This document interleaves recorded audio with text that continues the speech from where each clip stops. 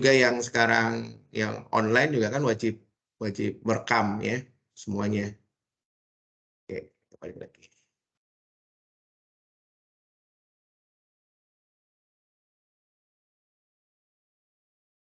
Ya. Terjadi pada tanggal 15 Mei 1940, sehari setelah pengeboman ya pelabuhan Rotterdam ya di Belanda, tentara Belanda menyerah.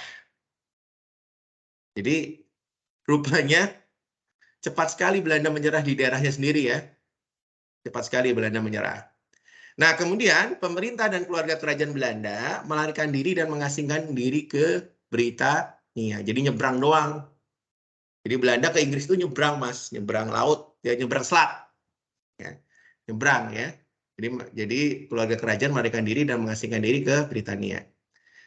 Nah, setelah dikalahkan, Belanda itu berada di bawah pendudukan di bawah pendudukan Jerman. Ya, jadi setelah dikalahkan, maka otomatis Belanda berada di bawah pendudukan Jerman. Dan yang menduduki beberapa wilayah sampai Jerman menyerah pada Mei 1945. Nanti Jerman akhirnya kalah ya dalam Perang Dunia pada Mei 1945. Nah, ini catatan itu benar atau salah ya, saya tidak bisa mengkonfirmasinya, tetapi ini ada catatan bahwa Jerman mendeportasi kebanyakan Yahudi ke negara Belanda nih. Nah, biasanya kan camp-camp konsentrasi ya bagi yang dilakukan oleh Nazi Jerman. Nah, ini bekerja sama dengan polisi dan pelayanan sipil Belanda. Belanda dianggap menjadi salah satu negara dengan kolaborasi tingkat tertinggi pada saat terjadi Holocaust. Ya, Holocaust orang-orang Yahudi ya, dengan negara yang mendudukinya. Ya. Jadi kalau kita lihat, ya, ini kok gini ya.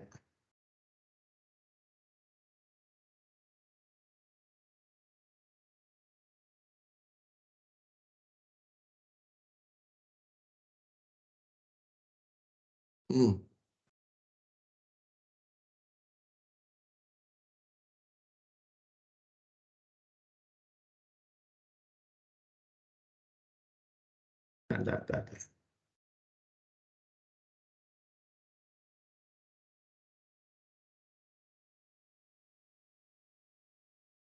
Pak, ngelek. Bentar. Oh enggak, kira ngelek Pak. Lagi.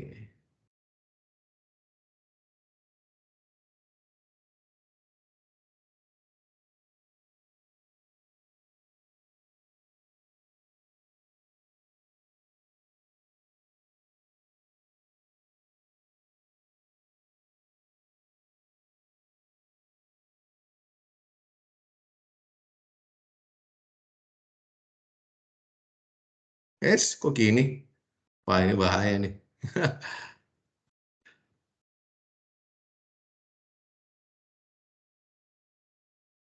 Kok gini? Bentar. Oke.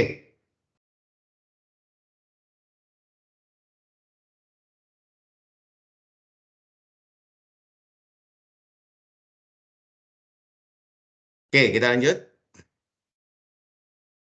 Nah, kemudian Perang Pasifik. Nah, ini Perang Pasifik. Ya, ini kita kejadian di wilayah Pasifik ya. Bulan Oktober 1941, Jenderal Hideki Tojo kan menggantikan Konoe sebagai Perdana Menteri. Ya. Sebenarnya sampai akhir tahun 40, pimpinan militer Jepang itu tidak menghendaki untuk berperang melawan beberapa negara sekaligus. Namun, sejak pertengahan tahun 1941, mereka melihat bahwa ada 3 negara yang harus dihadapi sekaligus, yaitu Amerika Serikat, Inggris, dan Belanda, ya, apabila ingin menguasai sumber daya alam di Asia Tenggara. Ya, kita tahu bersama bahwa umumnya di wilayah Asia Tenggara itu kan jajahannya Inggris sama Belanda. Di samping itu ada Amerika juga. Amerika menguasai Filipina. Mau nggak mau, Jepang harus berhadapan dengan 3 negara ini ya untuk menguasai sumber daya alam Asia Tenggara. Apalagi nih, jadi apa namanya? Setelah Amerika melancarkan embargo minyak bumi yang mereka sangat tekan, ini bagi industri Jepang maupun untuk keperluan perang. Jadi Amerika sudah mulai mengembargo Jepang. Padahal minyak bumi itu sangat dibutuhkan, baik bagi industri Jepang yang sedang pesat berkembang maupun untuk keperluan perang. Kemudian Admiral Isoroku Yamamoto, ya, Panglima Angkatan Laut Jepang, mengembangkan strategi perang yang sangat berani, yaitu mengerahkan seluruh kekuatan armadanya untuk 2 operasi besar. Jadi seluruh potensi Angkatan Laut Jepang mencakup 6 kapal induk. Luar biasa nih, dia punya kapal induk ya. Kita punya apa? Sampai sekarang kita nggak punya kapal induk, teman-teman. Jepang sudah punya 6 kapal induk. Bayang nggak? Yamato. Ya. 6 kapal induk pengangkut pesawat tempur, 10 kapal perang, 18 kapal penjelajah berat, 20 kapal penjelajah ringan, 4 kapal pengangkut perlengkapan, 112 kapal perusak, 65 kapal selam, serta 2.274 pesawat tempur. Indonesia aja sampai sekarang belum punya ini semua. Seluas apa Indonesia? Indonesia sangat luas sekali. Sampai sekarang belum punya. Satu kapal induk aja nggak punya. Ya. Ini luar biasa di Jepang itu udah potensi angkatan lautnya cukup besar ya saat itu. Ya, cukup besar. Ya. Indonesia yang luasnya lebih besar berkali-kali lipat dari Jepang harusnya melebihi ini ya, tapi kenyataannya sampai sekarang kita tidak punya sama sekali. Tetapi Jepang kalau kondisi sekarang mereka ya tidak diperbolehkan. Mereka kan bagian dari sanksi dari Perang Dunia Kedua, maka pasukannya adalah pasukan bela diri ya, bela diri, bukan siap untuk perang. Ya. Nah, kekuatan pertama yaitu 6 kapal induk, 2 kapal perang, 11 kapal perusak, serta lebih dari 1.400 pesawat tempur pada tanggal 7 Desember 1941 akan menyerang secara mendadak basis armada Pasifik Amerika Serikat di Pearl Harbor di Kepulauan Hawaii. Ini kekuatan pertama nih. Sedangkan kekuatan kedua, sisanya, ya, sisa angkatan laut yang mereka miliki mendukung angkatan darat dalam operasi selatan, yaitu penyerangan atas Filipina dan Malaya atau Singapura yang akan dilanjutkan ke wilayah jajahan Belanda, Nederland, India atau Hindia Belanda. Jadi kekuatan pertama menyerang Pearl Harbor, ya kekuatan kedua dipakai untuk mendukung angkatan darat dalam operasi selatan, yaitu penyerangan atas Filipina atau Malaya atau Singapura, juga ke Hindia Belanda, yaitu ke Indonesia. Nah ini Jepang. Nah, kekuatan yang dikerahkan Asia Tenggara adalah 11 divisi infanteri yang didukung oleh 7 resimen tank serta 795 pesawat tempur. Kita aja belum punya sampai ratusan ya pesawat tempur ya. Ya, bayangkan.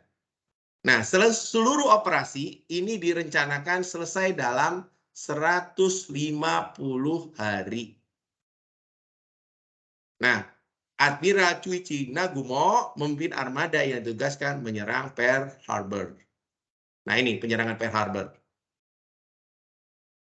Hari Minggu pagi, tepatnya tanggal 7 Desember 1941, 360 pesawat terbang yang terdiri dari pembom, pembawa torpedo, serta sejumlah pesawat tempur diberangkatkan dalam 2 gelombang.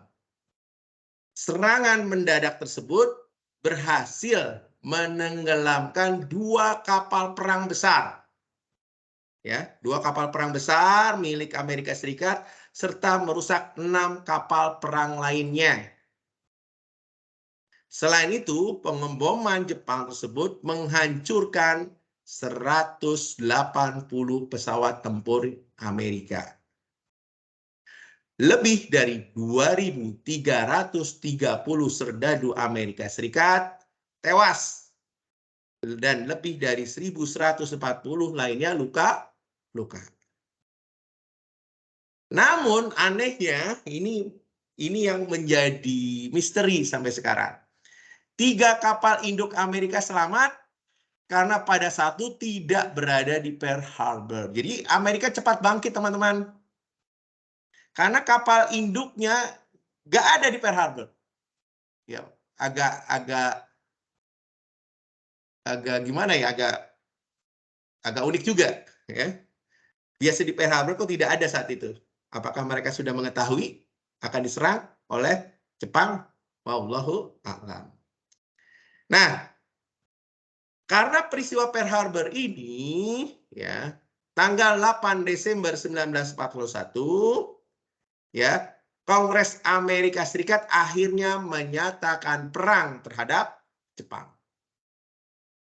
Jadi, Kongresnya Amerika Serikat menyatakan perang terhadap Jepang. Tadinya mereka tidak ingin berperang dengan Jepang.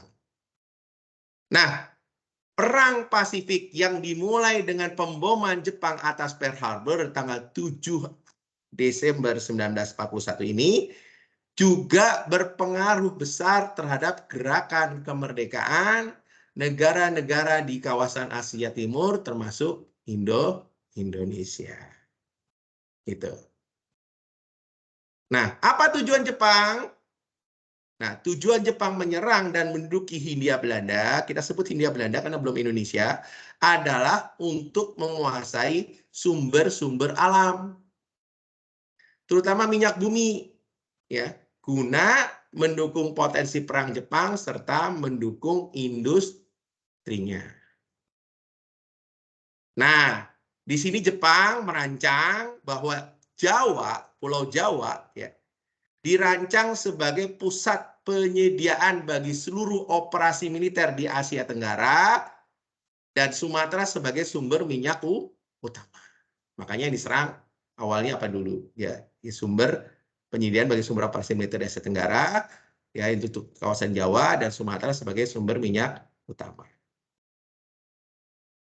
Oke, sampai sini ada yang ditanyakan sebelum kita lanjutkan dengan penyerangan Jepang ke Hindia Belanda.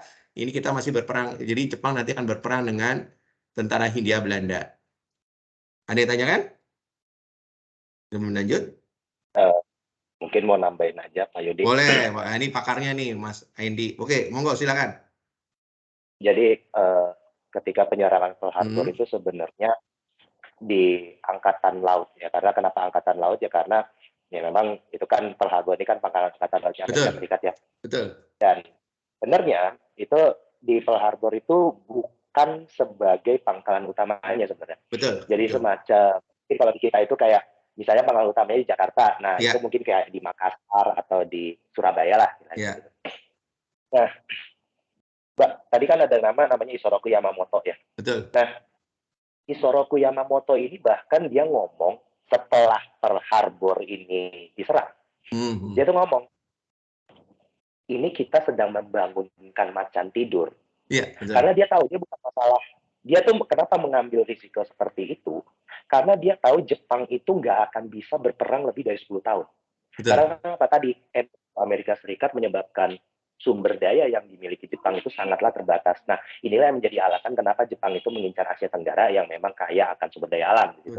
Nah, tapi tetap saja Yamamoto itu sangat khawatir dengan penyerangan Pearl Harbor ini. Tadinya pun sebenarnya dia itu tidak terlalu menyetujui serangan ke Pearl Harbor tersebut. Ya cuma karena dia memang mungkin sudah perintah atasannya, ya dia mau ngapain lagi gitu loh. Ya. Nah, akhirnya menyebabkan dia itu sebenarnya kurang begitu nyetujuin seperti itu. Nah, cuma terus kemudian tadi sedikit komentar tentang persenjataan yang dimiliki Jepang ya. Nah, kita jangan membandingkan persenjataan yang akan ada di era Perang Dunia II dengan sekarang. Misal begini, tadi Jepang memiliki 6 kapal induk. Itu pun sebenarnya sudah terbagi dalam 2 jenis. Ada kapal induk berat sama kapal induk ringan. Yang 4 itu yang saya tahu ya, ada yang namanya Soryu, Kiryu, sama Kaga ya kalau nggak salah. Dan itu ketika Perang Dunia II itu ditempatkan di Makassar gitu loh. Nah, kalau misalnya kita ngelihat zaman sekarang saja, itu kapal induk. Kalau misalnya Indonesia saja punya satu, minimal punya satu, itu sebenarnya sudah sangat cukup. Kenapa? Kalau kita harus ingat, itu zaman kondisi lagi konflik. Ya. Kalau di Indonesia, kalau saya ditanya berapa sih kapal induk yang diperlukan Indonesia, ya minimal paling 2 atau 3. Karena kalau misalnya pertama, kalau kita anggaplah pesan 15 gitu misalnya. Itu pertama bikinnya gini aja, Amerika aja bikin USS Gerald Ford, itu sekitaran 10 tahun. Iya, betul. Itu bisa yang sekarang itu. Gimana kita mau bikin 2 atau 3 sementara, anggapnya sekarang tahun 2023 atau 2024 nanti. Berarti kita baru dapat kapal induknya 2035 gitu. Itu agak sangat mustahil. Makanya kalau dibilang, oh kita harus punya senjata ataupun punya amunisi ataupun punya personel sebanyak ini. Ya pertama duit kita nggak ada duit Pak Yudi. Iya, Sementara benar. kayak TNI itu salah satunya. Jadi gini Pak Yudi, ini agak ironis ya. Iya, iya. Anggaran pendidikan kita itu 660 triliun. Betul. Sementara tentara cuma berapa ratus triliun gitu. Kalah sama anggaran pendidikan, tapi ya begitulah. Gitu sih Pak Yudi. Ya. Tapi anggaran pendidikan itu pun untuk gaji pegawai mayoritas. Halo? Halo? Iya. Ya. Iya, iya. Iya, iya. Jadi kalau dibanding alutsista ya agak ironis juga sebenarnya kayak gitu. Padahal kan ya tadi wilayah kita kan sangat luas, lebih luas. Betul. Bahkan Rusia bahkan bisa dibilang. Cuma bedanya Rusia darat, ini laut aja. Gitu. Iya, benar. Iya. Ya, bagus banget nih Mas. Ada lagi tambahan? Ada yang ingin? Belum ya. Lagi. Oke, yang lain ada yang mau nambahkan? Mas Hilal atau siapa? Om Gingin mau nambahin? Oh iya, kapal induk ya Pak ya. Kalau di negara Asia Tenggara baru satu negara yang punya kapal induk yaitu Thailand, dan itu pun biaya operasionalnya tinggi sehingga sering tidak digunakan malah gitu. Karena memang hanya negara-negara ocean going aja yang punya kapal induk seperti Cina ya. Cina pembangunannya pesat sekarang. Kapal induk bisa dibangun hanya dalam waktu 2 tahun. Sekarang kita baru bangun kapal frigate ya. Kapal terbesar Indonesia itu 2 unit di PT PAL kalau nggak salah ya, 140 meter. Itu baru yang kita miliki saat ini sih gitu. Memang armada laut kita masih banyak yang kurang sih gitu. Melengkapi Mas Endi Pak, guru saya. Oke. Mas Denny mau ada tambahan Mas Denny? Enggak sih Pak, nyimak Nah, dulu. Ya. Nyimak dulu, oke. Boleh Pak, apa Pak? Cuma itu Pak, dulu kita dapat KRI Irian dari Rusia itu kemana Pak itu? Apa dikembalikan apa dipreteli lagi? Walau alam ya. Haluannya ganti, kita ke waktu zaman Soeharto pindah ke haluan Amerika. Nah itu bisa jadi dijadikan barang rongsokan. Walau alam ya, belum ada kabar. Ada yang tahu teman-teman kabarnya gimana? Cuma ada pemberian dari Rusia tuh. Disituakan ya. Disituakan. Berarti karena politik ya. Berarti politik banget itu Mas Dian ya. Oke, Ya, kita lanjut. Itu. Ya, kenapa? Iya, KRI Irian itu kan bekasan kapal kelas Fairplot ya. Itu pun di tahun 60-an itu sudah jadul kayak di ketika dikasih ke Indonesia. Ya, kita memang mahal, jadinya ya, kita terima rata-rata bekas ya. Dari Jerman juga bekas tuh. ya. Masih dipakai Pak yang dari Jerman? Masih Iya. zamannya, jadi zaman Habibie juga dipakai, tapi Ahmad Yani kelas ya tuh, Parcim kelas masih. Mantap. Oke, kita lanjut sekarang ya. Bagaimana penyerangan Jerman ke Hindia Belanda?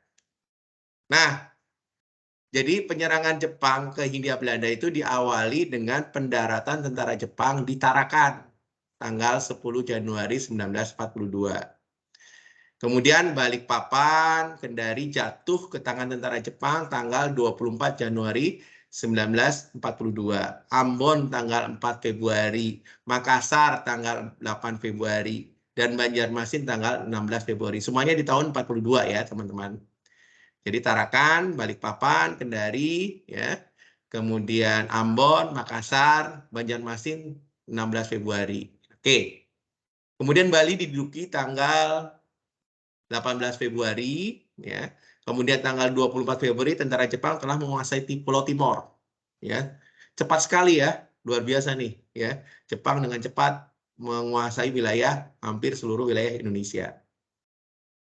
Seiring dengan penyerbuan ke Singapura tanggal 13 Februari, Jepang menunjukkan pasukan payung di Palembang. Jadi Jepang menunjukkan pasukan payung di Palembang yang jatuh ke tangan tentara Jepang 3 hari kemudian kota Palembangnya. Nah, dalam pertempuran di Laut Jawa tanggal 27 Februari 1942 yang berlangsung selama 7 jam, Angkatan Laut Sekutu dihancurkan. Nah, Sekutu kehilangan 5 kapal perusak, 5 kapal perangnya, sedangkan Jepang hanya menderita kerusakan pada 1 kapal perusaknya. Ya. Nah, Rear Admiral Karel Willem Marie Dorman, ya Karel Dorman, yang dikenal Karel Dorman, Komandan Angkatan Laut Hindia Belanda, yang baru 2 hari sebelumnya tanggal 25 Februari 1990 ditunjuk sebagai Tactical Commander Armada Tentara Sekutu atau ABDACOM, Amerika, British, Dutch, Austrian Command, tenggelam bersama kapal perang utamanya flagship De Ruyter. Jadi Karel Dorman ya, Admiral Karel Dorman ya dihancurkan kapalnya ya oleh Jepang. Nah, kemudian tanggal 28 Februari 1942, tentara ke-16 di bawah pimpinan Letnan Jenderal Hitoshi Imamura mendarat di 3 tempat di Jawa, Banten, dan Eretan Wetan dan Kragan dan segera mengempur pertahanan tentara Belanda. Setelah merebut pangkalan udara Kalijati, kemudian Letnan Jenderal Imamura membuat markasnya di sana. Pada 8 Maret 1942, Imamura memberikan ultimatum kepada Belanda bahwa apabila tidak menyerah, maka tentara Jepang akan menghancurkan seluruh tentara Belanda dan sekutunya.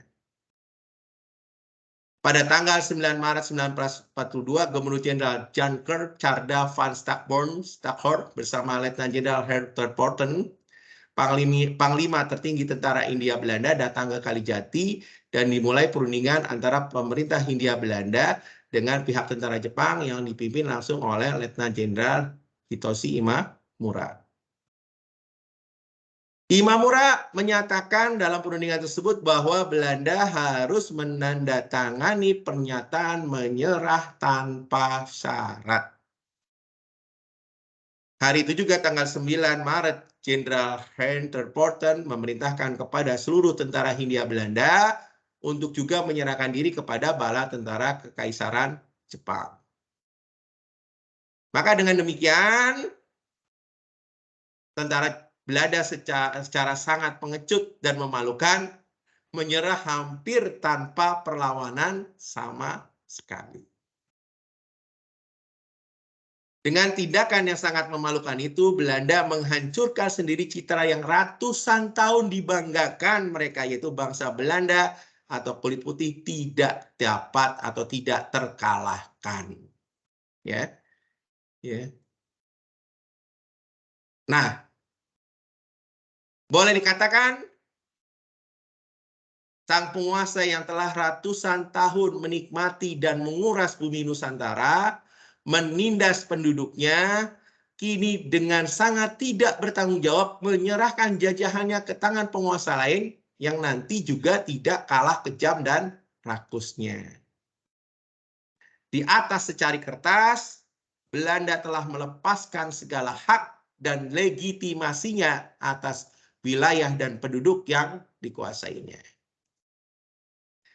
Dengan demikian, tanggal 9 Maret 1942 bukan hanya merupakan tanggal menyerahnya Belanda kepada Jepang, melainkan juga merupakan hari dan tanggal berakhirnya penjajahan Belanda di bumi Nusantara.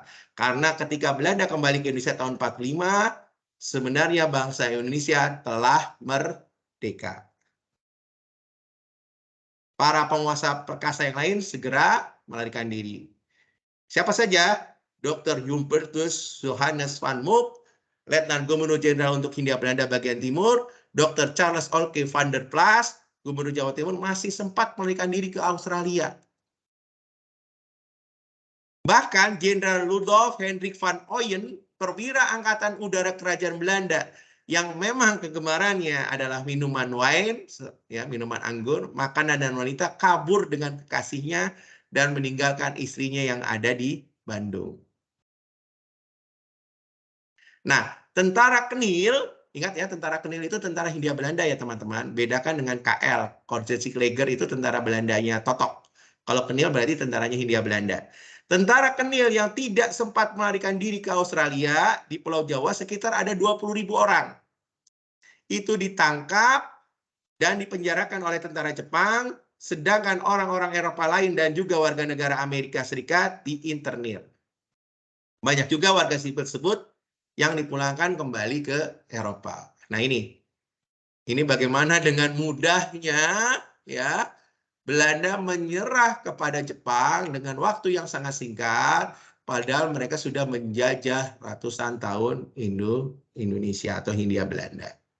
Ya, kalahnya mengenaskan ya, kalah cepat ya, dengan cepat. Oke. Nah, kemudian ini di Eropa.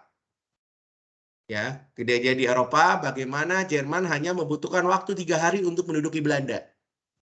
Ya, kita tadi wilayah Hindia Belandanya, kita bagaimana wilayah Belandanya ketika Belanda diserang oleh Jerman. Perhatikan, di Eropa Jerman hanya butuh waktu 3 hari untuk dudukin Belanda.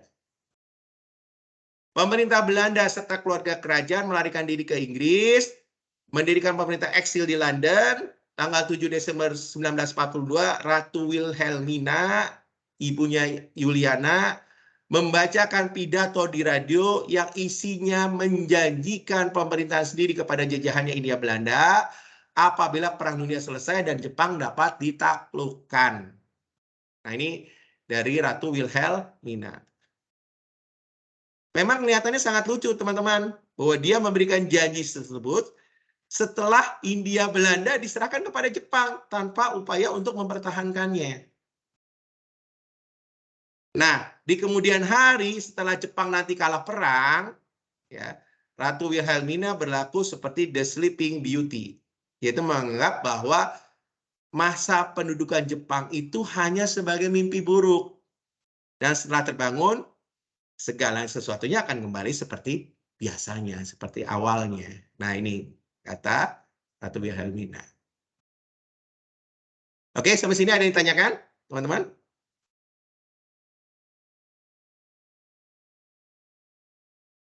Ada yang ditanyakan sebelum dilanjut?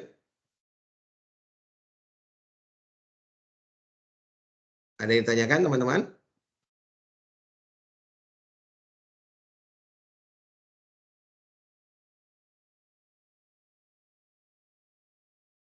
Halo, halo. Ada yang ditanyakan, teman-teman? Suaranya putus-putus, Pak. Barusan, Pak. Apa suara saya putus-putus, teman-teman? Di sini lancar, Pak. Oh, lancar. Di sini lancar, Pak. Oh, Lancar. mungkin di sana di Padang di mana? Belanti, Pak. Iya, Belanti, ya di Belanti putus-putus kali Mas ya. Mungkin kedengarannya Mas Fauzan. Nggak, kurang stabil aja mungkin internetnya. Oke, kita lanjut. Kita lihat latihan militer bagi pemuda Indonesia. Nah, sebagaimana tadi disebutkan atas bahwa Jepang nantinya ya melatih pribumi menjadi tentara, tapi sebenarnya melatih tentara itu hanya untuk kepentingan pertahanan mereka. Ya. Jadi tujuan Jepang melatih kemiliteran itu ya tujuannya untuk kepentingan mereka, bukan sama sekali untuk tujuan untuk kita. Nggak ada niat untuk membangun kita. Tiba mereka melihat bahwa sumber daya manusia Indonesia sangat besar, sedangkan Jepang butuh banyak tentara. Ya. Jadi bukan hanya sumber daya alamnya yang banyak, tapi sumber daya manusianya potensinya sangat besar. Inilah yang dimanfaatkan oleh siapa? Oleh Jepang. Nah, walaupun bagi kita ini juga penting. Ya, karena apa? Karena pembentukan pasukan di masa pendudukan Jepang ini akan membantu dalam perang kemerdekaan kita yang nanti diproklamasikan 17 Agustus 1945. Ya, jadi bagi Jepang itu kebutuhan, bagi mereka untuk perang, bagi kita juga kita dilatih kemiliteran itu sangat penting bagi kita untuk melanjutkan perjuangan nantinya. Nah, Pada bulan Juni 1943, Wakil Kepala Staf Angkatan Perang Selatan, Letnan Jenderal Masazushi Idada, melakukan inspeksi ke Asia Tenggara, termasuk ke Sumatera, Jawa, dan Kalimantan. Ini awal mulanya kenapa Jepang membutuhkan tentara. Nah, melihat wilayah yang harus dipertahankan, serta terbatasnya jumlah pasukan Jepang, ini membuat Inada cemas. Akhirnya Inada memberikan rekomendasi kepada Panglima Tentara ke-16, Jenderal Harada, yang menggantikan Letnan Jenderal Imamura, dan Panglima Divisi 25 di Sumatera, Jenderal Morita Tanabe, untuk melatih rakyat setempat guna membantu pertahanan mereka. Maksudnya pertahanan Jepangnya. Jadi tugasnya melatih rakyat setempat yang tujuannya membantu pertahanan Jepang itu sendiri. Gitu loh. Nah, inilah awal dibentuknya peta. Pada bulan Oktober 1943 di Pulau Jawa dibentuk pasukan yang namanya Pembela Tanah Air atau PETA. Dari pihak Indonesia, pembentukan peta tersebut juga atas usul dari Gatot Mangku Praja. Nah, dengan demikian secara kebetulan keinginan pihak Indonesia seiring dengan rencana Jenderal Inada. Nah, sebelum peta resmi dibentuk, secara rahasia telah didirikan Seinen Dojo, sekolah kemiliteran, dan dirancang untuk membentuk kelompok kecil orang Indonesia yang berbahasa Jepang guna membantu melatih sukarelawan peta mendatang. Selain itu, Jepang juga mempersiapkan peta untuk perang gerilya apabila tentara sekutu nanti masuk ke Jawa. Dengan demikian, struktur yang dibentuk disesuaikan dengan rencana tersebut. Satuan tertinggi adalah Daidan atau batalion dengan anggota sekitar 500 sampai dengan 600 orang di bawah pimpinan Daidancho atau komandan batalion. Di batalion itu sekitar 500 sampai 600 orang, ya. Pimpinannya namanya Daidancho atau komandan batalion. Nah, setiap kabupaten, nah ini luar biasa Jepang sudah mengarahkan ya, ditempatkan satu Daidan. Ya. Jadi ada batalion. Makanya sekarang setiap kabupaten kita ada batalion ya. Apakah itu untuk angkatan darat, ya ada batalion tempur atau batalion apa. Jadi tempatnya satu Daidan atau batalion dengan beberapa pengecualian seperti Jakarta dan Bandung, di mana ditempatkan 2 atau 3 batalion. Ya. 2 atau 3 batalion. Nah, kalau di Pulau Jawa namanya peta, kalau di Sumatera namanya Gyugun. Ini untuk membedakan teman-teman ya. Kalau di peta itu di sekitar Pulau Jawa dan sekitarnya, kalau di Sumatera namanya Gyugun. Bulan September 1943, Markas Besar Tentara Selatan menyetujui dibentuknya Gyugun di Sumatera. Ya. Pusat latihan perwira didirikan di Kota Praja, Medan, Padang, dan Palembang. Nah, pada bulan Maret 1944 telah terbentuk di Sumatera ada 30 kompi atau cutai. Nah, tugas utama Gyugun adalah penjagaan pantai. Oleh karena itu latihannya dirancang untuk menghasilkan perwira dan serdadu yang siap untuk tugas bertempur. Ya. Gyugun di Sumatera dibentuk dan dilatih pada tingkat karisidenan. Ya, tidak dalam suatu kesatuan di bawah satu komando seperti di Bogor. Karena dalam perang melawan sekutu semakin terdesak, ya, banyak pemuda yang telah dilatih, ya, dipaksa oleh Jepang ikut pertempuran. Nah, ada beberapa Gyugun ini akhirnya diikut dalam pertempuran. Jadi sekitar 2000 Gyugun asal Sumatera Utara itu dibawa ke Morotai, Halmahera Utara untuk bertempur melawan tentara sekutu. Ya, jadi sekutu itu sudah masuk ke wilayah Maluku Utara dari wilayah Papua. Maka diterjunkanlah pasukan Gyugun ini ke Halmahera Utara untuk bertempur melawan tentara sekutu, terutama Amerika Serikat dan Inggris. Ya.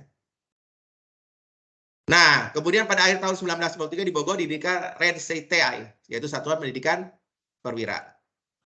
Dari catatan Jepang, dapat diketahui berapa jumlah anggota peta yang mendapat pendidikan militer. Jadi sampai bulan November 1944, tercatat kekuatan peta di Pulau Jawa itu ada 33.000 orang, cukup banyak juga ya. Dan di Bali sekitar 1.500 orang. Nah, ini. Kalau di Sumatera ada 6.000 namanya Gyugun. Sekali lagi kalau untuk di Pulau Jawa namanya peta, di Sumatera namanya Gyugun. Jadi kalau di Sumatera ada 6.000 Gyugun, di Jawa ada 33.000 orang Gyugun, peta, dan di Bali ada 1.500. Inilah yang jadi cikal bakal tentara nantinya teman-teman. Ya, cukup banyak yang dilatih oleh Jepang kepada rakyat Indonesia, ya, pada Gyugun dan pada peta ini. Ya, cukup banyak juga. Oke.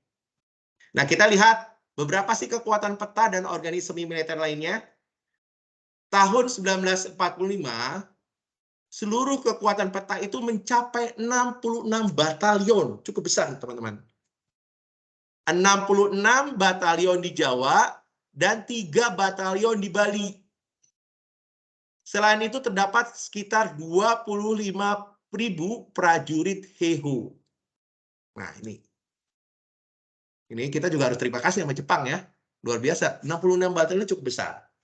Nah, apabila dalam struktur komando peta, semua perwira adalah orang Indonesia, ya. Dalam Heiho, seluruh perwira adalah orang Jepang. Jadi kalau dalam struktur komando, semua perwira, ya, dalam peta itu komando peta, semua perwiranya adalah orang Indonesia. Nah, beda dengan Heiho, seluruh perwiranya adalah Jepang. Ya, pangkat tertinggi orang Indonesia dalam Heiho adalah sersan. Ya. Kemudian selain itu jumlah pemuda di seluruh Indonesia yang mendapat latihan semi militer, terutama latihan disiplin dan baris berbaris adalah, ini kita sebut, yang pertama Senindan, barisan pemuda, ada 5.600 juta, 5.600.000. 5.600.000 orang, ini barisan pemuda. Ada Kebodan, kelompok pertahanan sipil yang nanti menjadi pembantu polisi. Itu sebanyak 1.286.813 orang. Ya. Kemudian Sisintai, Korperitis, itu sebanyak 80.000 orang. Jibakutai, Kop Berani Mati, sebanyak 50.000 orang. Gakutai, Kop Mahasiswa, sebanyak 50.000 orang. Dan Hizbullah, Kop Pemuda Muslim yang nanti dipakai oleh Sekar Maji Marijan Kartosuryo, ada 50.000 orang. Jadi sebenarnya ke semi militer cukup banyak, jutaan kalau dihitung teman-teman. Ini yang jadi pasukan relawan nantinya yang membantu tentara kita nantinya, ya. Ya. Seperti itu. Ada yang ditanyakan sampai sini teman-teman?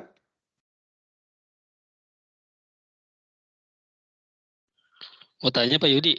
Boleh.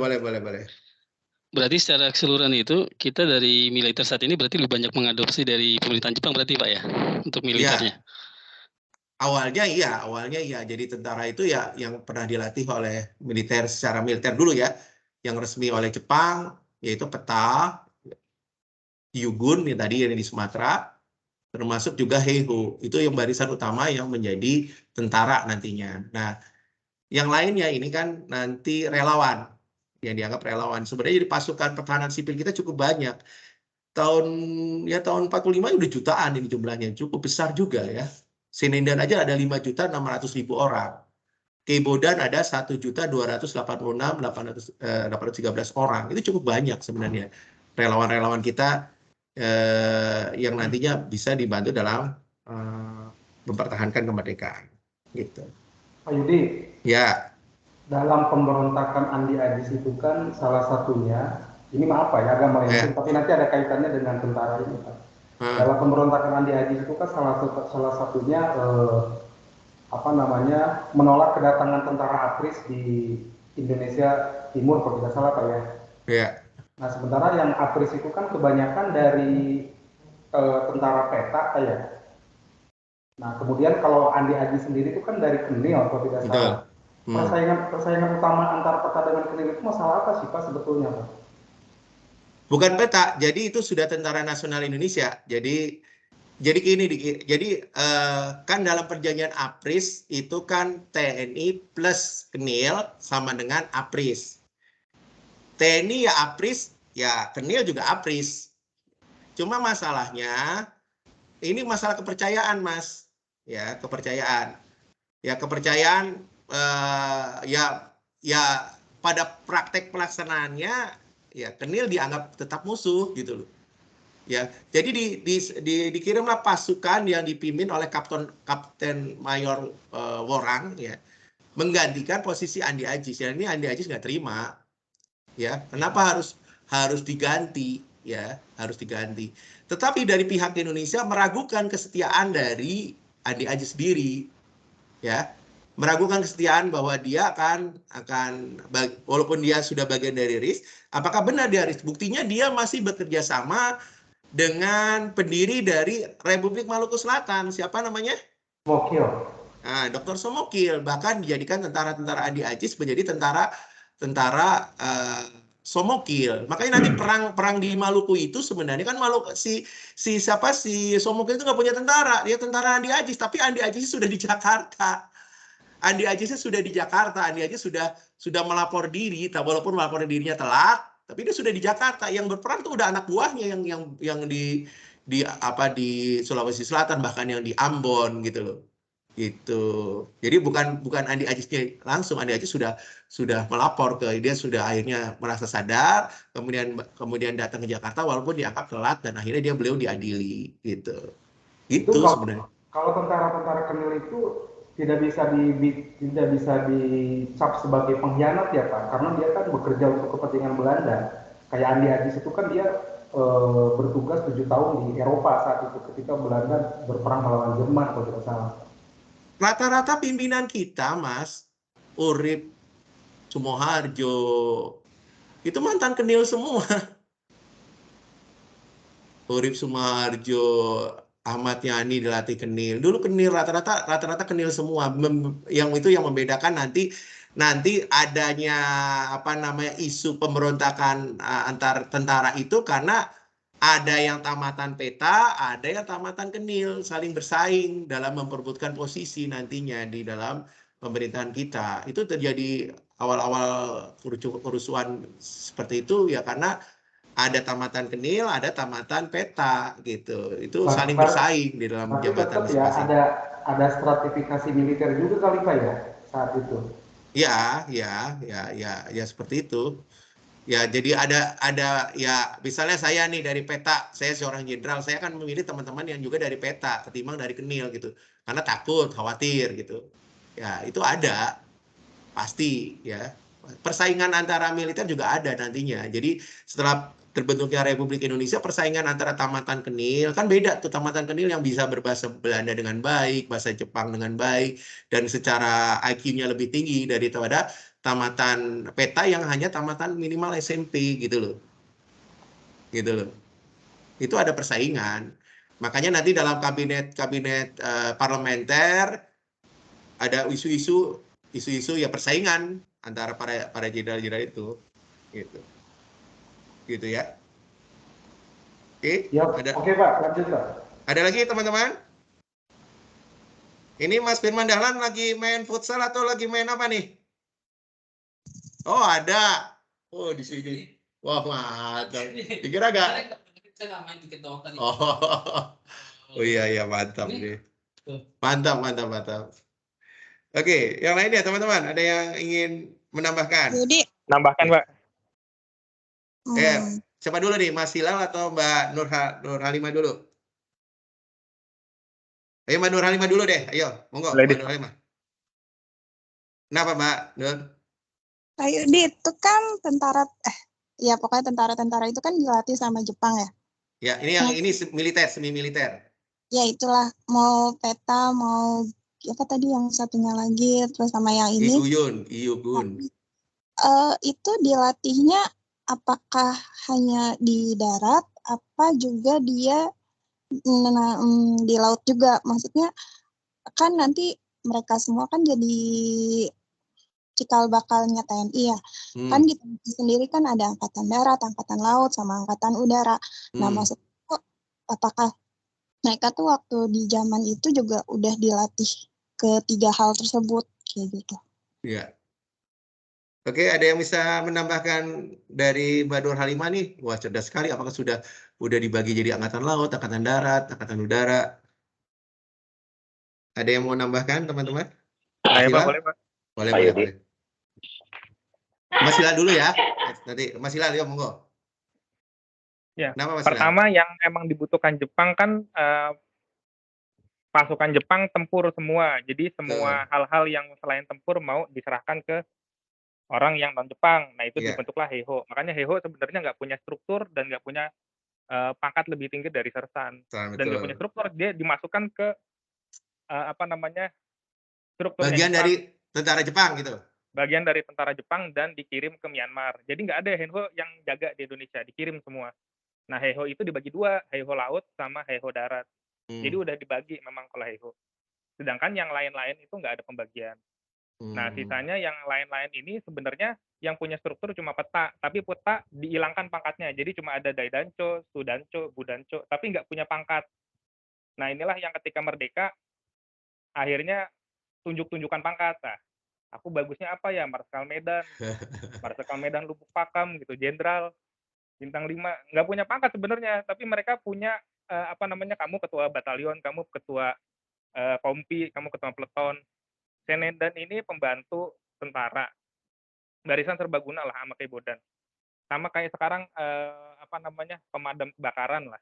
Kan buat nurunin kucing, buat buka tabung gas juga kan semuanya pemadam kebakaran. Nah itu zaman dulu kayak gitu. Shusintai ini laskarnya Jawa Hokokai. Jadi dia itu partai, laskar partai. Sama kayak sekarang misalkan NU punya Ansor Banser gitu, Muhammadiyah punya Kokam. Nah itu barisannya partai. Cuma ada orang-orang yang terpilih dari Shusintai ini duduk di militer, misalnya Nasution. Nasution itu tadinya orang Hokokai, orang partai. Kalau Jibakutai sebenarnya nggak ada pelatihan khusus, nggak ada nggak ada pelatihan khusus, nggak ada struktur khusus. Jadi setiap PNS di akhir tahun 1945 itu dilatih buat bawa ranjau darat untuk menuburkan diri ke tank baja. Jadi latihannya pakai gerobaknya didorong dengan kenceng. Mereka suruh bawa bawa beban yang beratnya sama kayak ranjau darat buat masuk ke dalam kolongnya gerobak. Tiap PNS dilatih itu 3 bulan latihannya. Jadi nggak ada barisan khusus sebenarnya. Mereka guru, mereka staf admin dan lain-lain.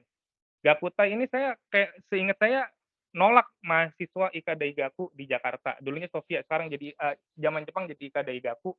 Mereka nolak dan digundulin sama Jepang dan ditangkap beberapa ya. Itu anak Menteng, anak Perapatan 10. Pokoknya emang mereka orang-orang gak akur lah sama pemerintah dari zaman Belanda akhir ya. Hizbullah ini dipilih dari tiap dari tiap pesantren 5 orang buat menjaga pesantrennya aja, dan ketika peta butuh pasukan cadangan mereka diambil. Dan mereka dipilih sesuai dengan kebijakan pondok pesantren mereka masing-masing. Jadi kebanyakan Hizbullah ini nggak bisa bahasa Latin, jadi bisanya bahasa Arab Melayu, sehingga ketika reorganisasi dan rasionalisasi mereka banyak nggak masuk di struktur TNI dan banyakan berontak, baik DITI atau pemberontakan yang lain lah. Kalau di Kebumen ada khusus ya AWI, Angkatan Umat Islam, itu nggak masuk struktur DITI, tapi ya mereka nggak lolos rera. Nah, jadi yang bisa dibagi itu Heiho laut sama Heiho darat. Sedangkan barisan yang inlander ini nggak dikasih akses buat udara. Sisanya ya darat semua. Gitu, Pak. Oke, Mas Hilal, luar biasa, panjang sekali. Gimana Mbak Nur? Mas Rian mau nambahin, Mas Rian? Iya, saya cuma nambahin aja karena Boleh, sudah boleh. jelas di itu. Sebenarnya gini, kalau kita harus tahu dulu yang Jepang yang datang ke Indonesia itu, kita harus tahu strukturnya dulu ya. Strukturnya itu kan ada 2 ya. Yeah. Jadi zaman bahkan kalau kita harus bandingkan dengan negara-negara lain ya, misal kayak Inggris itu dia angkatannya itu 3, udara, darat, sama laut ya. Yeah. Tapi kalau Amerika dia cuma ada darat sama laut. Nah cuma Amerika ini angkatan udaranya itu dulu ada di angkatan darat, jadi gabung dengan angkatan darat. Jadi US Air Force itu baru ada 1950. Jadi pas Perang Dunia II itu dia belum ada angkatan udara sendiri. Sementara Jepang, kalau kita tahu beberapa pesawat-pesawatnya itu sebenarnya yang mengoperasikannya itu adalah angkatan laut gitu ya. Nah, apakah tentara-tentara yang ada di satuan-satuan ini sudah diberikan pemahaman tentang misalnya angkatan laut, angkatan udara ataupun angkatan darat?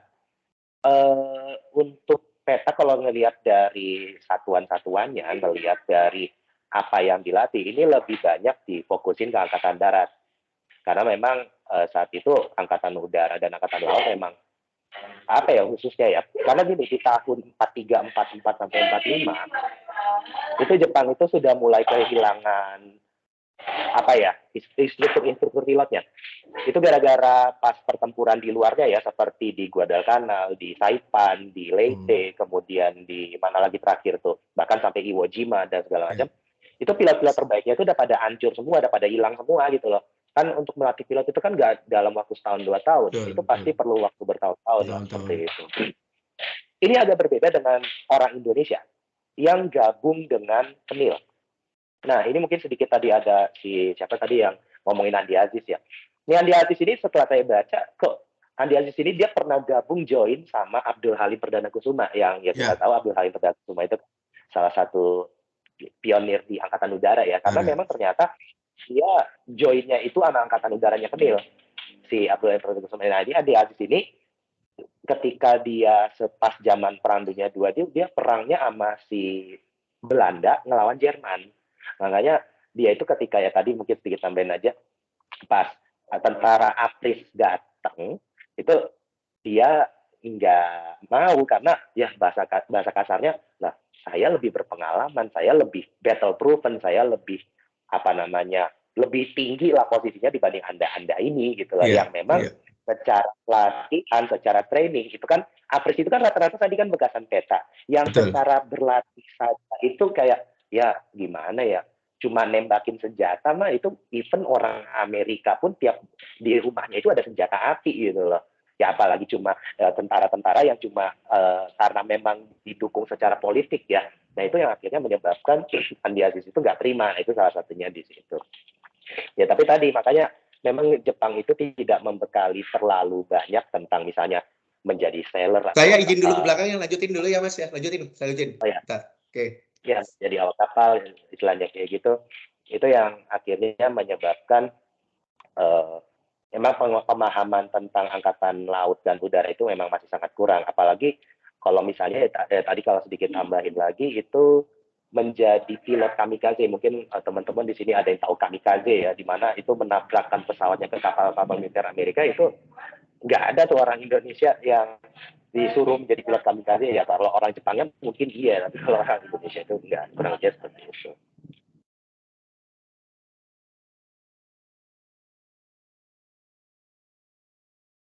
Oke, terima kasih. Lanjut Om Bingin.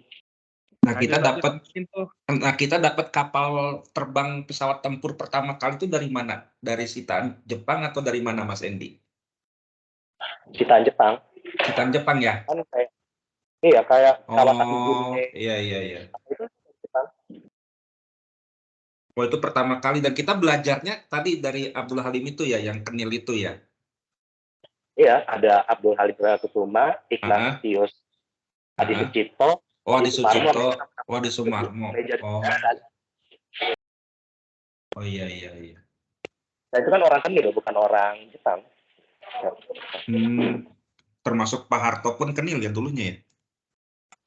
Pak Harto peta. Oh peta. Oh, Ternyata Pak Nasution yang Kenil Kenil. dia. oh Nasution yang Kenil. Mas Edi, Oh. Ya, Mas Edi, punten saya mau ya, nanya nih. Saya iya pernah ya. dengar kalau tentara itu bener, apakah bener tentara bayaran Belanda ya? Bener gak sih itu? Siapa yang bayaran Belanda? Kenil itu adalah tentara bayaran Belanda, bener gak sih? Sebenarnya kalau tentara bayaran bukan juga ya, karena itu sudah masuk tentara resmi sih hitungannya. Karena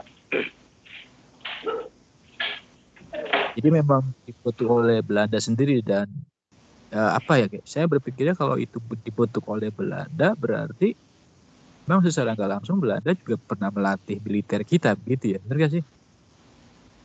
bisa dikatakan, cuma kalau Kenil ini memang tidak terlalu disukain sama beberapa founding father kita, karena jadi kalau Kenil ini bahkan Muhammad Hatta pernah ngomong kalau Kenil itu suka diledekin sebagai tentara baris berbaris karena ya cuma itu aja latihannya.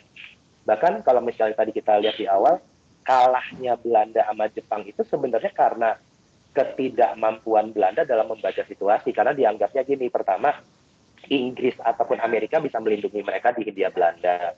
Udah gitu mereka tidak meningkatkan porsi militer mereka, tadinya itu berapa, karena kan yang masuk ke Indonesia itu 3 divisi, sementara si Belanda itu dulu punya pemikiran bahwa paling yang menyerang Indonesia itu palingan cuma 3 kompi. 3 kompi itu kan sekitaran 400 sampai 500 orang. Jadi Tapi salah ternyata prediksi ujung-ujungnya juga 3 ya? Salah prediksi juga ya? salah prediksi dan memang meremehkan, sangat meremehkan ujungnya Sangat seperti meremehkan. itu. Makanya kan Belanda itu kan, karena kan kita tahu kalau zaman-zaman itu kan yang terakhir perang konflik itu kan perang Aceh. Nah, dari perang Aceh sendiri pun mereka berpikiran paling kalau Jepang datang akan sama kondisinya dengan perang Aceh, padahal tidak juga gitu.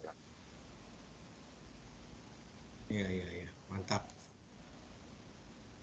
Gimana teman-teman? Boleh, mungkin mau Pak Bernard. Mbak Nur, silakan. Ngomongin Kenil, aku mau nanya, kalau dulu tuh kalau mau jadi tentara Kenil itu haruskah golongan tertentu atau dia terbuka untuk siapapun? Gimana Mas Rian? Lanjutin aja. Tadi Kalau pertanyaannya gimana? jadi tentara Kenil mungkin zaman sekarang itu mungkin sama kayak kita masuk PNS. Jadi masuk tentara Kenil itu sangat bergengsi, sangat tinggi posisinya. Tapi apakah untuk siapapun, sebenarnya 80% dari tentara Kenil itu orang pribumi loh. Iya. Jadi nggak selalu tentara Kenil itu orang kulit putih, orang apa. Itu kebanyakan adalah orang kulit pribumi. Tapi memang secara etnis itu dia rata-rata berasal dari orang dengan keistimewaan tertentu. Misal, banyak tentara Kenil itu orang Ambon. Kenapa? Karena orang Ambon itu dia punya kedekatan yang memang sudah sejak dari zaman VOC gitu dengan orang Belanda. Jadi gimana ya, dia memang banyak tuh orang Ambon. Terus mungkin salah satu yang juga banyak dari tentara Kenil itu priai ya. Priai itu yang ya golongan-golongan pejabat-pejabat dan segala macamnya. Tapi ada juga misalnya kalau mungkin teman-teman pernah dengar Legiun Mangkunegaran. Legiun Mangkunegaran kan dibikin sama Puri Mangkunegara ya, untuk waktu itu kan perang di katanya kan melawannya Legiun Mangkunegaran ya. Itu beberapa alumni-nya itu pernah juga ada yang jadi tentara Kenil gitu. Jadi kalau secara kertas sebenarnya bisa siapapun, tapi memang ya sama saja ya kayak zaman sekarang ya, punya keistimewaan tertentu lah yang bisa. Kalau Sri Sultan sendiri Kenil bukan, itu udah punya pangkat mayor jenderal loh, tituler. Sri Sultan. Iya, Sri Sultan Hamengkubuwono IX kan itu dia Kenil juga atau bukan? Gimana? Sri Sultan yang 9. Iya, betul.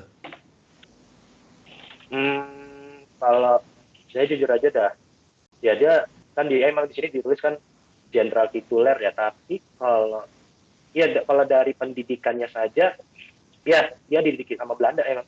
Iya, makanya. Berarti dulunya dia pengikut, maksudnya dia bagian dari Belanda juga kan, berarti sama kayak siapa tuh Raja Pontianak, Sultan Pontianak. Lah, dia sahabatnya Ratu Juliana kok. Iya. Betul. Oke. Ada lagi teman-teman, gimana teman-teman? Paham ya? Dari penjelasannya sangat panjang lebar ya. Ini masukan juga bagi kita. Dan ini nggak ada di buku Mas, teman-teman. Di buku-buku pelajaran kita nggak ada. Nah, ini tambahan yang luar biasa. Makanya pertemuan kayak gini itu kita menambah ilmu ya. Menambah ilmu insya Allah Ta'ala ya. Menambah ilmu kita masing-masing. Ada yang ingin menambahkan teman-teman? Kalau nggak kita lanjut? Lanjut ya. Pak. Ya. Bertanya Pak. Boleh, boleh.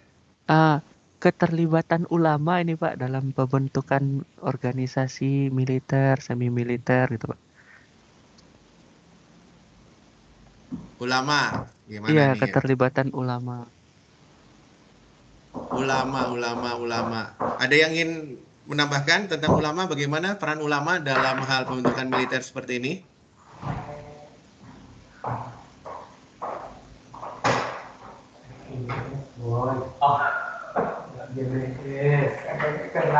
Halo, teman-teman, ada yang mau ini nambahin? Dari pertanyaannya dari Mas Fauzan dari Belanti, bagaimana keterlibatan ulama kita?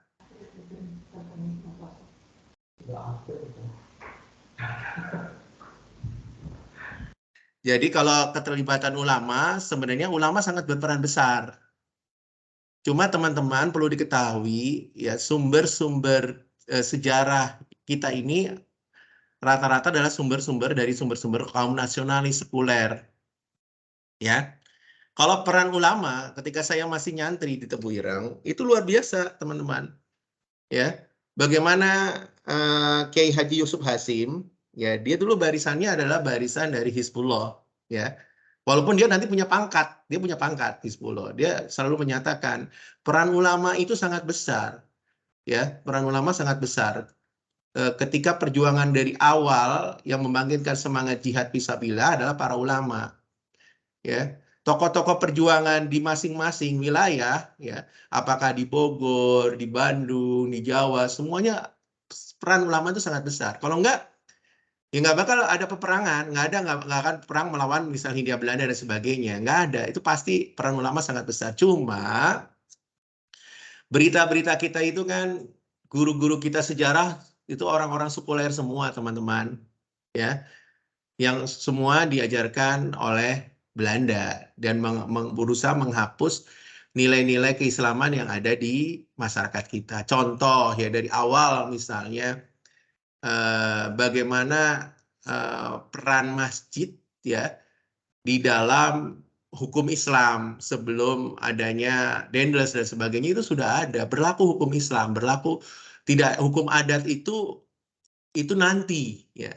Jadi yang berlaku hukum Islam. Tapi ya Belanda lah yang mengembalikan posisi ya bahwa di masing-masing daerah itu berlaku hukum adatnya masing-masing. Dan guru besarnya adalah Van Vollenhoven. Itu dalam buku-buku hukum sejarah itu bagaimana kalau kita lihat kalau antum di sekolah hukum itu dia gencar memasarkan hukum adat ketimbang hukum-hukum yang ada di masyarakat termasuk hukum Islam. Ya. Itu akhirnya peran Qadhi, dulu Qadhi ya, hakim-hakim pengadilan agama itu dihilangkan. Ya, diganti dengan pengadilan Landren ya. Jadi pengadilan yang sekarang berubah menjadi pengadilan negeri. Dan kekuasaan dari pengadilan agama juga tidak banyak sampai sekarang, teman-teman. Ya. Pengadilan agama hanya menindak masalah kawin, talak, cerai, rujuk. Ya. Kemudian tentang waris aja itu para pihak bisa milih. Kalau milihnya pengadilan negeri ya pengadilan negeri. Dan itu kalau pengadilan negeri ya udah berlakunya hukum adat. Tidak berlaku hukum Islam, gitu loh. Dan inilah yang hilang sebenarnya dan mungkin harus kita gali lagi nih teman-teman. Potensi ulama itu sangat besar. Bahkan Jenderal Sudirman mengatakan, kalau tidak ada ulama yang membantu, para ulama yang menyokong tentara-tentara atau menyokong para prajurit-prajurit TNI, itu nggak bisa jalan. Itu pernyataan dari Jenderal Sudirman itu sendiri, gitu teman-teman. Makanya yuk kita gali lagi, ya gali-gali peran ulama. Tapi ada buku yang mungkin masih kontroversi di kalangan sejarawan di Indonesia. Buku karangan siapa yang dari profesor dari Bandung? Siapa Mas? Ada yang kenal? Mas Brian? Siapa? Mansur Surya Negara. Nah, Abu Mansur Surya Negara. Walaupun masih banyak orang dari kalangan sejarawan menolak buku Abu Mansur. Tapi buku Mansur itu awal penyelidikan yang baik, ya. Kalau kalian ingin mengambil kembali atau misalnya menelusuri kembali itu luar biasa, ya. Ada 2 jilid karangan Abu Mansur Surya Negara. Nah, itu paling tidak ya kita baca juga, walaupun banyak para ahli mengatakan itu beritanya hoax semua gitu, walau alam ya. Tapi paling tidak untuk bacaan ya cukup bagus lah bagi kita. Bagaimana peran ulama luar biasa dalam hal ini ya, dalam perjuangan kita.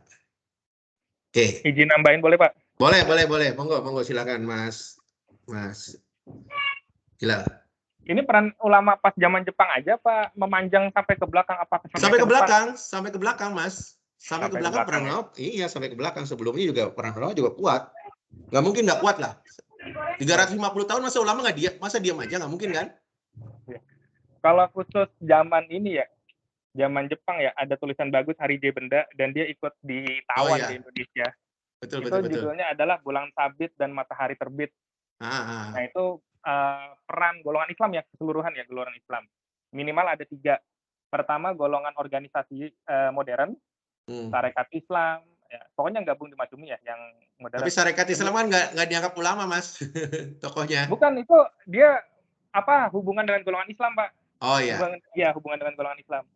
Ya pertama para pemimpin organisasi modern, ya memang bukan ulama, bahkan mereka baca Sahih Bukhari aja pakai terjemahan, kan memalukan bagi kita santri itu. Iya benar. Bisa irob. Ngirobnya nggak bisa ya. Dalil. Benar. Terus kedua adalah ya golongan ulama-ulama kampung ya, pondok-pondok pesantren salafi yang baca kitab kuning. Salafiyah Sapiyah ya. Ya. Yang ketiga adalah golongan ulama yang waktu itu masih menjabat sebagai qadhi di kesultanan masing-masing dan itu sedang tergeser posisinya dengan dua pihak ini. Nelpon ini. Kalau golongan ulama sendiri sejak Perang Dunia I sudah ada kecenderungan untuk bergabung dengan pihak-pihak yang menjadi musuh bagi musuh Islam gitu.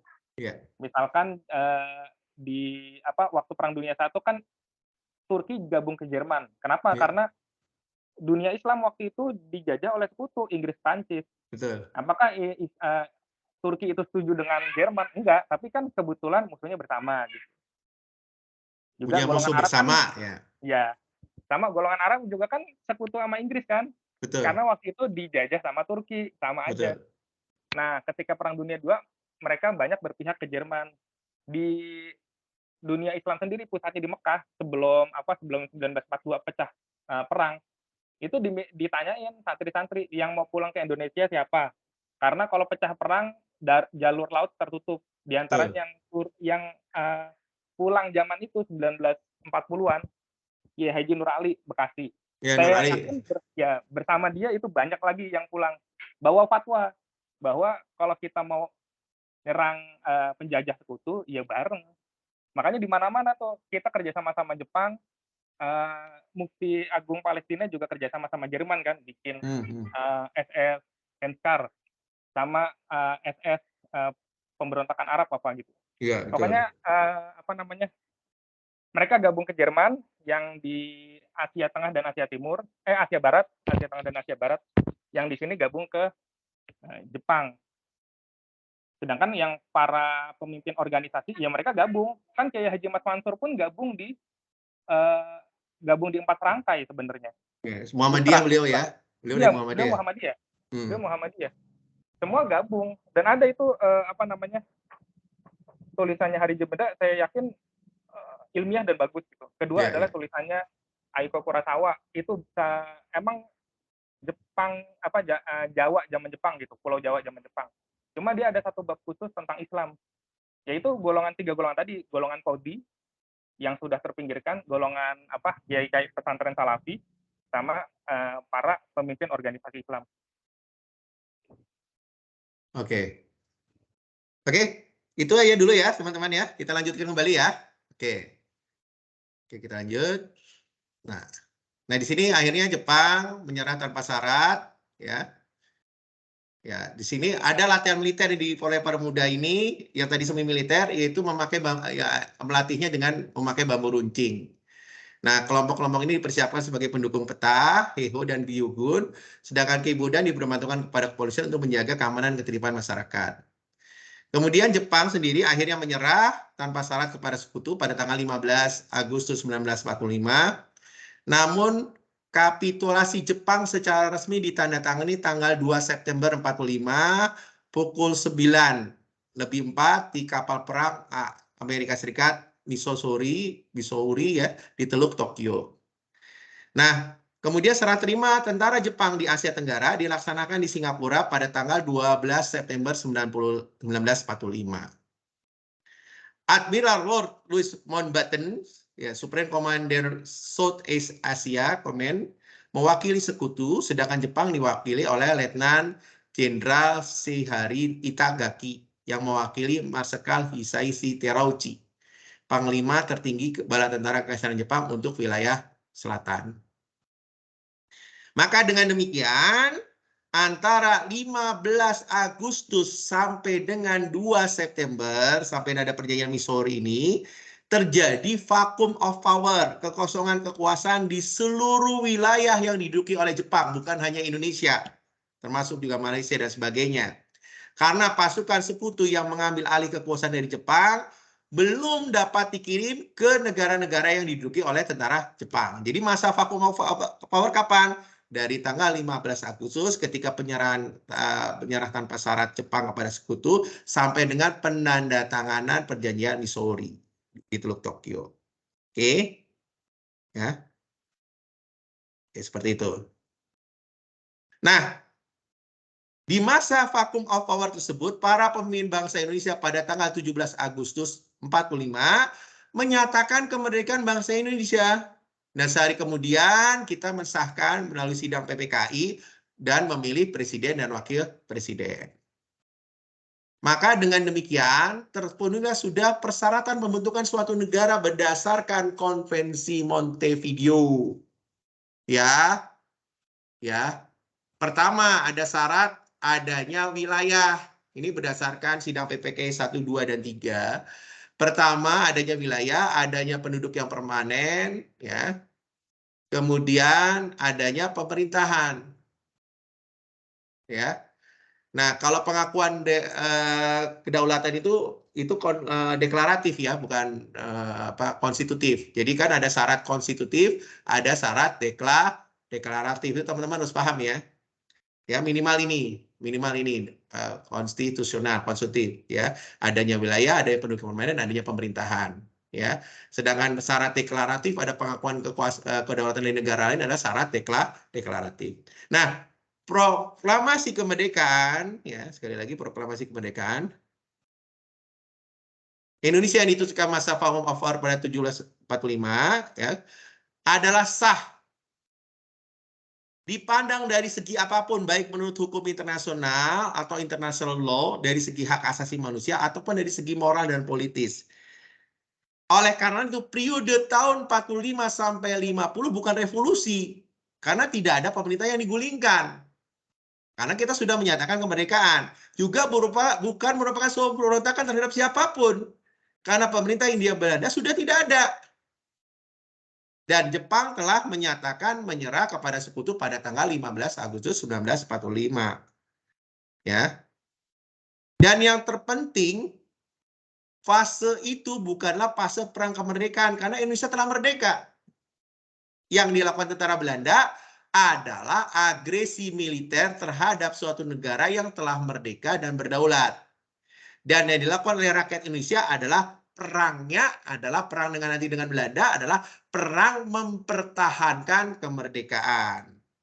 Ya, sekali lagi periode nanti Belanda masuk ke Indonesia itulah agresi militer Belanda karena Belanda kan sudah tidak ada pemerintahan Belanda. Nah, jadi kalau kita berperang kembali dengan Belanda, maka rakyat Indonesia adalah perang mempertahankan kemerdekaan. Nah, ini perang mempertahankan kemerdekaan. Kemudian setelah Jepang menyerah tanpa syarat kepada tentara sekutu pada tanggal 15 Agustus 45, di seluruh Indonesia terjadi perebutan senjata dari tentara Jepang yang dilakukan oleh para pemuda Indonesia. Nah, sebagian dilakukan oleh pertumpahan darah yang besar karena kan mereka menjaga status quo. Ya, jadi Jepang disuruh oleh sekutu untuk menjaga status quo. Maka terjadi peperangan besar ya, pertumpahan darah yang cukup besar. Nah, di beberapa daerah pimpinan militer Jepang ada yang sukarela menyerahkan senjata mereka kepada para pemuda Indonesia. Terutama misalnya pimpinan di daerah Banyumas, ya, itu menyerahkan langsung kepada Sudirman. Itu besar sekali jumlah senjatanya yang diserahkan kepada Sudirman saat itu. Nah, pembentukan pasukan dan kemudian kepemilikan senjata hasil perebutan dari tentara Jepang merupakan modal pertahanan yang sangat besar bagi negara yang baru didirikan pada tanggal 17 Agustus 1945. Nah, tentara Inggris ya kan tidak tahu nih hal ini nih. Tentara AFNI ya, kalau kita sebut tentara AFNI, kalau dalam buku-buku sejarah kita, tentara AFNI itu kan tidak mengetahui situasi ini, bagaimana para pemuda merebut senjata-senjata yang ada di tentara Jepang. Ya, sehingga mengalami kekalahan yang sangat memalukan dalam pertempuran Surabaya pada tanggal 27 dan 28 Oktober 45. Ini belum 10 November ya. Jadi ketika pertempuran di Surabaya pada tanggal 27 dan 28 Oktober, Inggris mengalami kekalahan yang sangat memalukan. Juga kita lihat ada perlawanan yang dahsyat dalam beberapa pertempuran lain. Seperti pertempuran Medan Area di Sumatera Utara, Bandung Lautan Api, dan Palagan Ambarawa. Nah ini. Itu. Nah, sejarah mencatat bahwa Belanda tidak mengakui pernyataan kemerdekaan bangsa Indonesia dan masih berusaha menjajah Indonesia kembali. Setelah usai Perang Dunia Kedua, ini fakta, ini fakta ya teman-teman. Belanda itu tidak punya satu batalion yang utuh di Indonesia, melainkan hanya beberapa ribu mantan serdadu yang selama 3,5 tahun meringkuk di kamp-kamp internnya Jepang, yang berusaha mereka membebaskan kembali internan Jepang ini, internan dari Belanda ini. Nah, setelah dibebaskan dari tahanan Jepang, ya, otomatis 3,5 tahun di penjara loh. Maka kondisi fisik dan psikis mereka itu sangat lemah dan tidak layak untuk dikirim ke peperangan, apalagi kembali untuk menguasai wilayah seluas Indonesia. Nah, oleh karena itu Belanda membuat perjanjian Civil Affair Agreement atau CAA dengan Inggris pada tanggal 24 Agustus 45 di Cickwheel, Inggris. Yang isinya, apa isinya? Mewajibkan Inggris membantu membersihkan kekuatan bersenjata Republik Indonesia, dan setelah dibersihkan diserahkan kepada NICA, Netherlands Indies Civil Administration. Jadi dia rupanya Belanda minta bantuan dari siapa? Dari Inggris. Nah, kekuatan Inggris sebesar 3 divisi ternyata tidak mampu mengamankan seluruh Sumatera dan Jawa karena hebatnya perlawanan bersenjata rakyat Indonesia. Bahkan diperlukan lebih dari 1 divisi, yaitu divisi 5, dan dukungan Angkatan Laut dan Angkatan Udara untuk mematahkan ya perlawanan rakyat Surabaya pada bulan November 1945. Nah, perlawanan rakyat Indonesia di Sumatera, Jawa, dan Ambarawa pun tak kalah hebatnya. Sehingga pimpinan militer Inggris menyadari bahwa masalah RI itu tidak dapat diselesaikan dengan kekuatan bersenjata. Dan mereka terpaksa menekan Belanda untuk menyetujui perundingan dengan pihak Republik, yaitu nanti perundingan Linggarjati atau Linggajati. Namun di wilayah timur Indonesia ada 2 divisi tentara Australia di bawah pimpinan Letnan Jenderal Leslie Ming Derbyshire, ya, Morset, berhasil membersihkan kekuatan bersenjata pendukung RI. Dan secara resmi pada tanggal 13 Juli 1946, Australia menyerahkan seluruh wilayah timur Indonesia kepada NICA. Nah, makanya pada tanggal 15 sampai dengan 25 Juli tahun 46, Letnan Gubernur Jenderal Dr. Van Mook menggelar konferensi Malino dekat kota Makassar di mana diundang orang-orang Indonesia yang pro Belanda guna membahas rencana mendirikan negara Indonesia Timur. Nah, jadi karena keberhasilan tentara Australia ya membersihkan kekuatan bersenjata pendukung Republik Indonesia. Nah, ini terjadi konferensi Malino gitu. Nah, konferensi ini dilanjutkan dengan konferensi besar di Denpasar pada tanggal 18 sampai dengan 24 Desember 1946 yang menghasilkan berdirinya negara Indonesia Timur. Nah, ini teman-teman. Oke. Nah, setelah Belanda mendapatkan hadiah dari tentara Inggris dan Australia, yaitu pelimpahan kewenangan atas wilayah-wilayah yang telah dibersihkan dari kekuatan bersenjata Republik Indonesia, Belanda pun mendatangkan 150 tentara dari Belanda, 150 tentara Belanda, dan merekrut sekitar 60.000 pribumi untuk menjadi Serdadu Kenil. Jadi, merekrut sekitar 60.000 pribumi untuk menjadi Serdadu Kenil, tentara Hindia Belanda. Selain persenjataan yang mereka bawa sendiri dari Belanda, tentara Belanda juga mendapatkan pelimpahan persenjataan dari tentara Inggris dan Australia. Jadi Inggris dan Australia tidak membawa senjatanya masing-masing. Jadi diserahkan kepada pihak Belanda dan Kenil. Nah, setelah itu politik adu domba Belanda berjalan terus dan Belanda berhasil membentuk negara-negara boneka yang dipimpin oleh orang-orang Indonesia yang patuh kepada Belanda.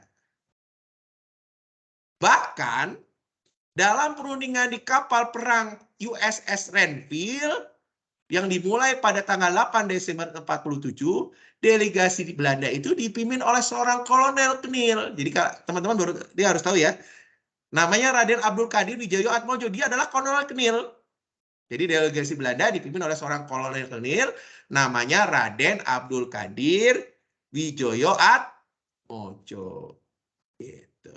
Jadi rupanya dia Kenil, Mas. Jadi bukan hanya orang Indonesia yang pihak Belanda, rupanya dia adalah bagian dari tentara Kenil berpangkat kolonel. Nah, Belanda kita lihat juga bersama kan mereka melanggar agresi militer yang pertama ini pada tanggal 21 Juli ya.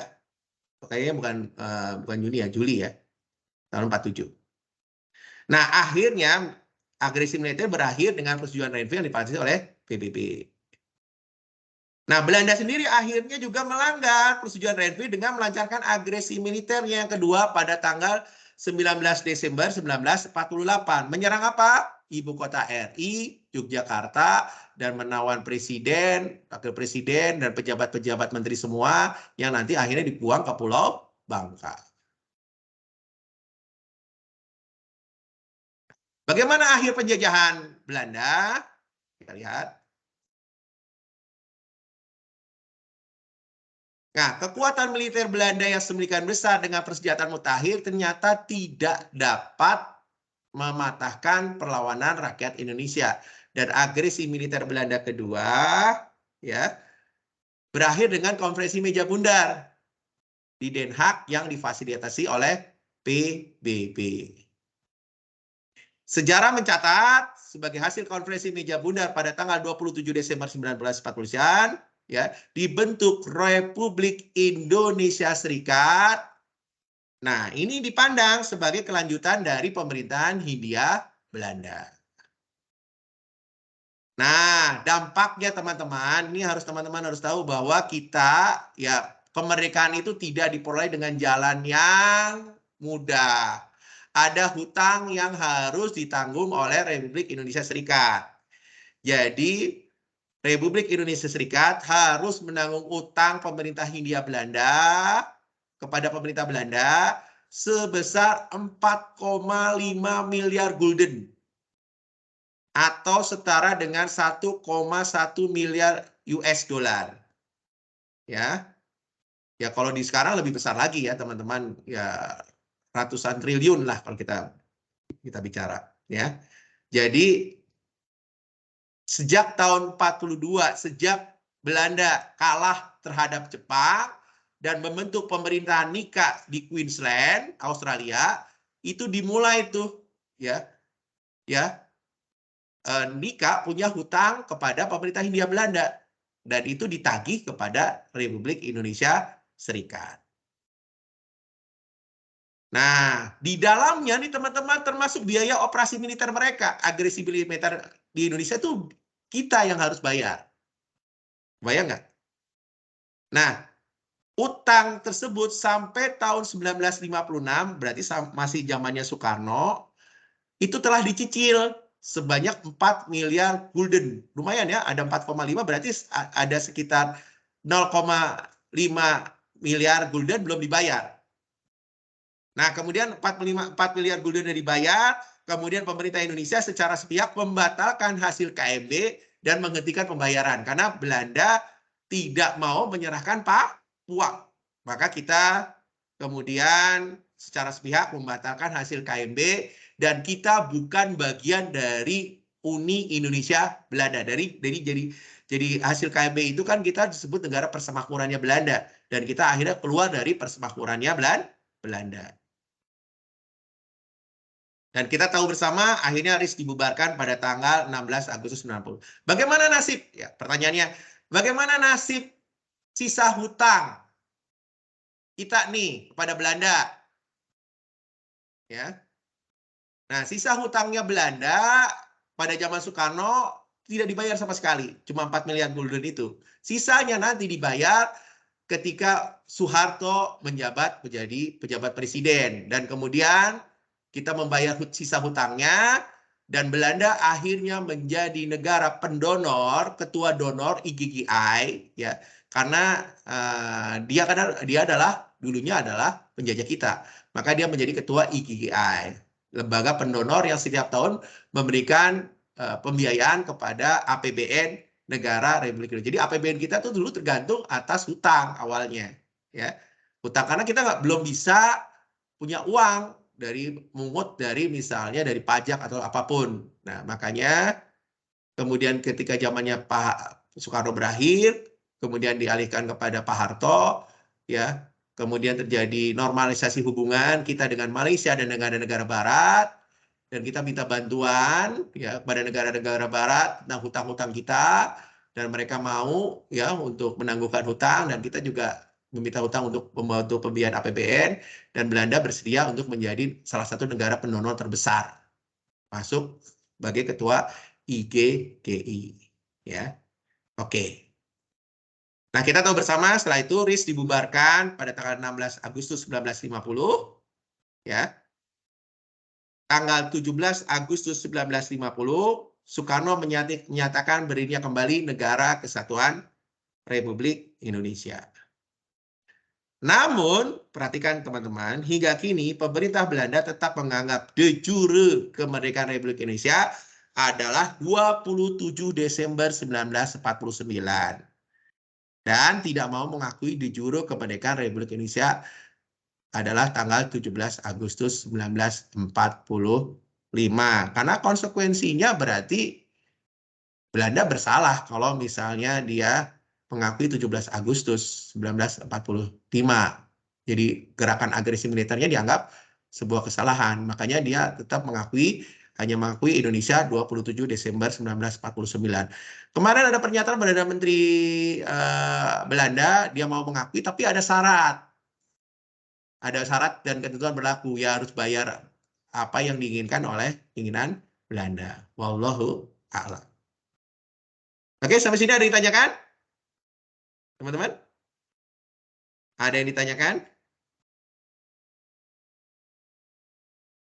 Ada yang ditanyakan? Paham ya? Oh, paham, Pak. Paham ya? Oke, di daerah Tangerang sudah azan. Di teman-teman sudah azan juga? Di sini belum, Pak. Masih lama. Oh ya, kalau itu belum masih sama ya. Oke, mungkin itu saja dari saya. Kalau ada pertanyaan, monggo silakan di tempat yang lain. Kalau misalnya ada yang ditanyakan, insya Allah ini akan dijadikan bahan LSDP untuk pekan depan, ya, untuk pekan depan. Jadi gali kembali ya, gali kembali tentang bahan ini. Insya Allah untuk pekan depan kita akan LSTP yang ke-7 ya, LSTP 7 dan materinya tentang ini untuk sejarahnya. Nanti sosiologi nanti akan dikabarkan lebih lanjut. Dan jangan lupa insya Allah Di-share di OneDrive Pak ya. Ah? Materinya di-share di OneDrive. Oh, di-share di OneDrive materi apa? Ini Pak, yang ini tadi yang PPT ini. Iya. Ya insya Allah ya. Insya Allah, oke. Ya, kalau nggak saya lupa, kadang-kadang saya lupa Mas. Ya, karena banyak kerjaan juga. Oke. Itu saja dari Solo untuk hari Kamis besok ya. Master Teacher Solihin akan membahas tentang LSDP yang ke-6 ya, tentang tentang harmoni sosial ya. Perbedaan dan kesetaraan dalam harmoni sosial, materi LSDP yang ke-6 ya. Insya Allah teman-teman diharapkan menghadirinya ya. Itu saja dari saya, lebih kurangnya mohon maaf. Kita tutup sama-sama dengan bacaan hamdalah. Alhamdulillahirabbil alamin dan doa kafaratul majelis. Subhanakallahumma wa bihamdika asyhadu an la ilaha illa anta astaghfiruka wa atubu ilaik. Assalamualaikum warahmatullahi wabarakatuh. Waalaikumsalam warahmatullahi wabarakatuh. Waalaikumsalam warahmatullahi wabarakatuh. Terima kasih Pak Yudi. Yo sama-sama. Terima kasih Pak Yudi. Sama-sama. Yo sama-sama.